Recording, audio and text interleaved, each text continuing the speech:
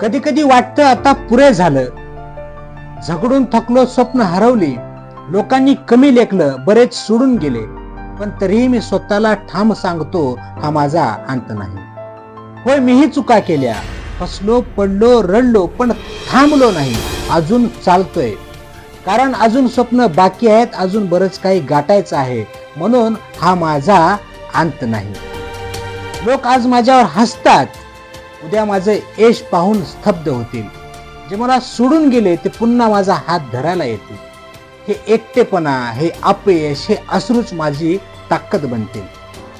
मी मोडणार नाही, मी हारणार नाही, कारण माझं मन, माझा आत्मविश्वास माझ्या सोबत आहे.